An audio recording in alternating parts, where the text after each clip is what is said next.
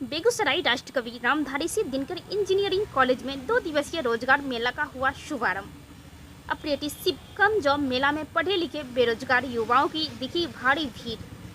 बेगूसराय से एक बड़ी खबर सामने आ रही है, जहां राष्ट्रकवि रामधारी सिंह दिनकर इंजीनियरिंग कॉलेज में 2 दिवसीय रोजगार मेला का शुभारंभ किया गया, जिसमें लगभग 25 से 26 कंपनियों में सिलेक्शन को लेकर काफ़ी भीड़ भाड़ देखी गई। सभी अपनी बारी का इंतजार कर रहे थे, चूँकि बिहार में पढ़े लिखे बेरोजगार की संख्या काफ़ी ज़्यादा है।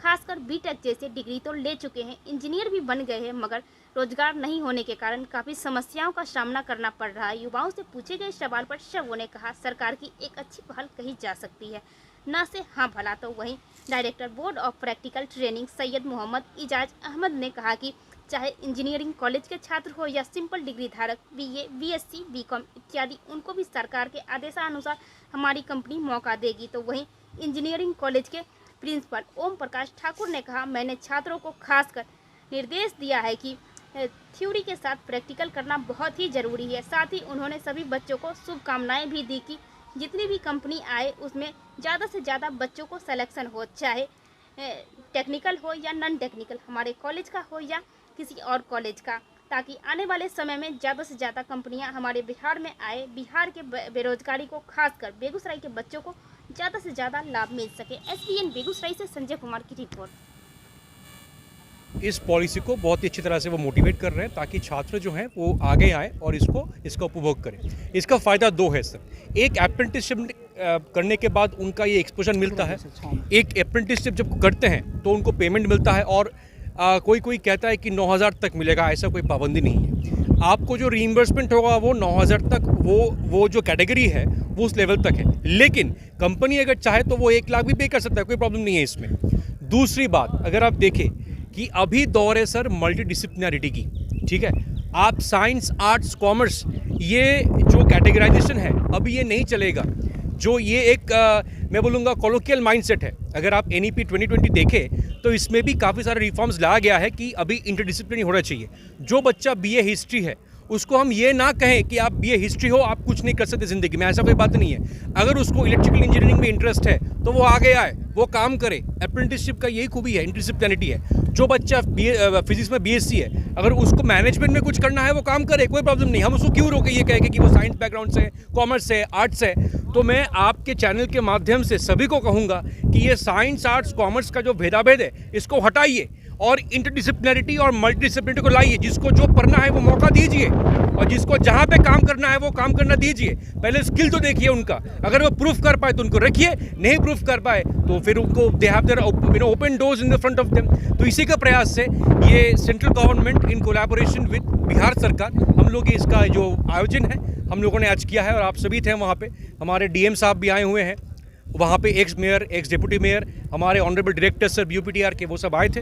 सो we had a wonderful session all together. आप सबको बहुत धन्यवाद देना चाहूँगा, आप लोग इतने इंटरेस्ट से यहाँ पे आए, हम लोगों को कवर किए, और ये मैसेज जो है सबको स्प्रेड कीजिए। भारत को आगे बढ़ाना है और मल्टीडिसिप्लिनरी एजुकेशन और मोर जो अपॉर्चुनिटीज़ को, अप्रेंटिसशिप को हमको मौका देना है। जर्मनी में एक अप्रेंटिस को जो इज्जत दिया जाता है उसी इज्जत से हमें इंडिया में भी देना चाहिए। जो एक लड़का अप्रेंटिस करता है, कुछ मन में ऐसा रहता है कि अप्रेंटिस में कुछ फ्यूचर नहीं है, ऐसा कोई बात नहीं है। अप्रेंटिसशिप करने के बाद ही अच्छा फ्यूचर होगा और उसका फ्यूचर में एक सही दिशा मिलेगा। Okay, thank you sir. Thank you so much. आप गार्जियन हैं? हाँ, गार्जियन। चलिए थोड़ा सा गार्जियन हैं, उनसे भी थोड़ा सा जानकारी लेते हैं कि लगातार जो भी गार्जियन हैं वो चाहते हैं कि बच्चों को अच्छी शिक्षा दी जाए ताकि आगे चल के कोई अच्छा जॉब मिले और घर परिवार, गांव समाज, हर किसी का नाम रोशन करें। आज 2 दिन का रोजगार मेला लगाया गया है, क्या कहना चाहते हैं? मैं ये कहना चाह रहा हूँ कि बेगूसराय नहीं, पूरा बिहार में केमिकल इंजीनियर पॉलिटेक्निक का पढ़ाई बेगूसराय पॉलिटेक्निक कॉलेज से कराया गया। और जितने भी बच्चे यहाँ पर केमिकल के किए, लेकिन उसके लिए कौन सी कंपनी आई जो इसको केमिकल पढ़ाई तो हो गया, पूरा बिहार में बेगूसराय पॉलिटेक्निक कॉलेज में केमिकल पढ़ाई किया।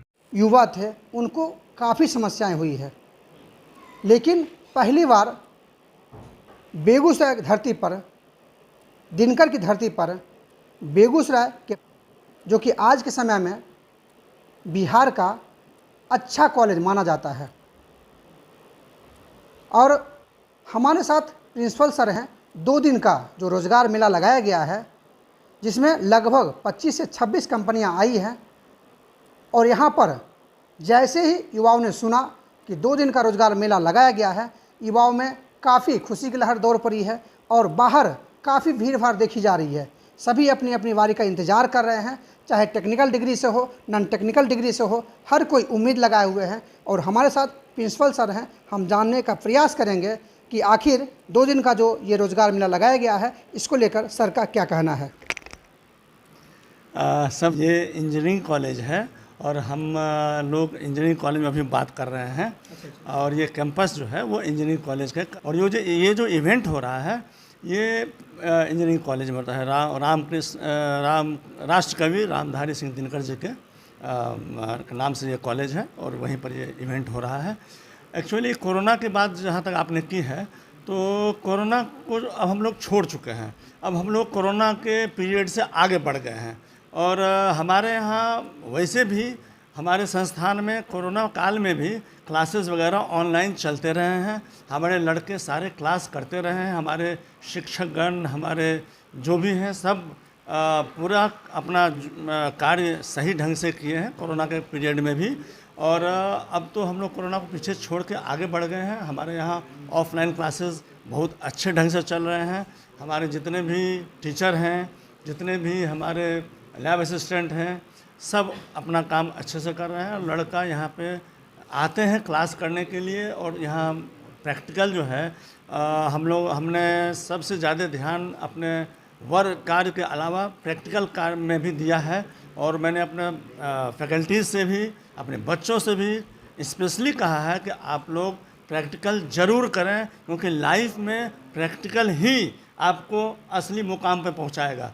वर्क कार्य तो अलग चीज़ है, वो थ्योरेटिकल नॉलेज आप कर सकते हैं, पढ़ के घर में भी कर सकते हैं, बट वो जो प्रैक्टिकल का नॉलेज है वो आपको संस्थान में ही मिलेगा। और इसके लिए आप संस्थान आएँ, आप यहाँ लैब करें, और हमारे बच्चे आते हैं, लैब करते हैं और इससे लाभान्वित हो रहे हैं। सर, यहाँ जो 2 दिन का रोज़गार मेला लगाया गया है, बहुत सारे युवा नहीं जान रहे हैं कि इस प्लेसमेंट से कितने लोगों को लिया जाएगा, किस तरह की पूरा व्यवस्था है यहाँ पर। तो सर हम जानना चाहते हैं, और जो दर्शक हमारे देख रहे हैं, बहुत सारे युवा नहीं जान। ये जो रोज़गार मेला यहाँ पर है, कम रोज़गार मेला, तो इसमें हमारे जो इंजीनियरिंग के छात्र हैं, जो डिप्लोमा के छात्र हैं, इनके अलावा जो जनरल कॉलेज के ग्रेजुएट्स हैं वो भी इसमें शामिल हो रहे हैं। क्योंकि बहुत सारे कंपनीज़, बहुत सारे डेलीगेट्स जो आए हैं डिफरेंट कंपनीज़ के, बिहार के, बाहर के, इवन नेपाल से भी आए हैं कुछ डेलीगेट्स।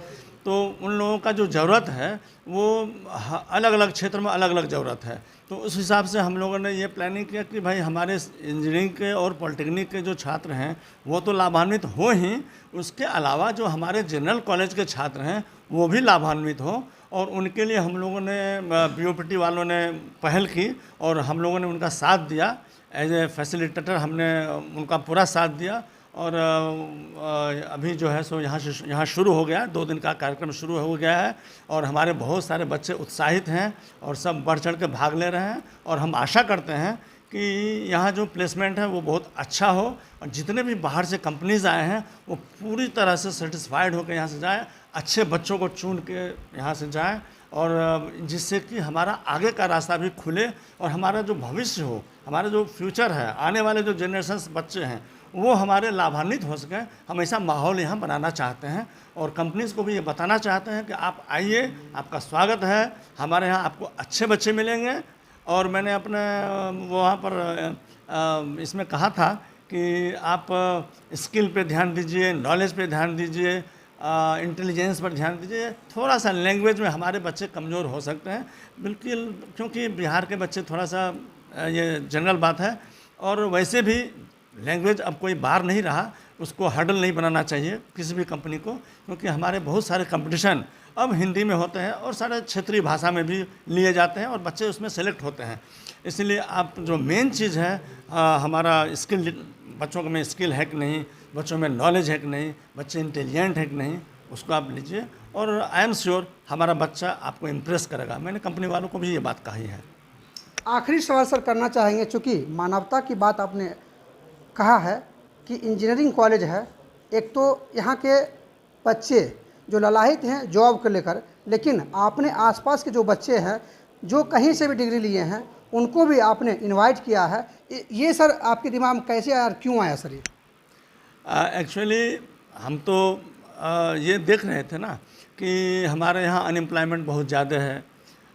कहीं भी कोई वैकेंसी निकलती है तो बहुत ज़्यादा बच्चे उसमें अप्लाई करते हैं और बहुत सारे बच्चे गरीब हैं जो चाहते हैं किसी तरह हमको 2 वक्त की रोटी हमको मिले।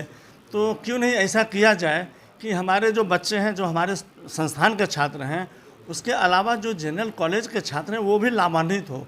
तो हमारे जो बोर्ड ऑफ प्रैक्टिकल ट्रेनिंग के जो सेंटर के स्टूडेंट सेंटर के जो भी मेंबर्स हैं वो हमसे उन्होंने कांटेक्ट किया। तो मैंने कहा कि भाई ऐसा करिए आप लोग कि हमारे जो भी इस ज़िले के जो बच्चे हैं, आसपास के जो ज़िले के बच्चे हैं, सब बच्चे लाभान्वित हो, केवल टेक्निकल बच्चे नहीं, जो जनरल हमारे बच्चे हैं वो भी लाभान्वित हो।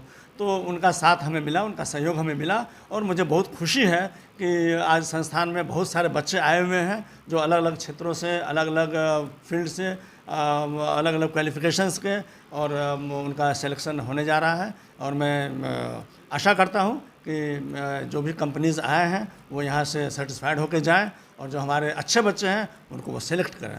चलिए, काफ़ी है।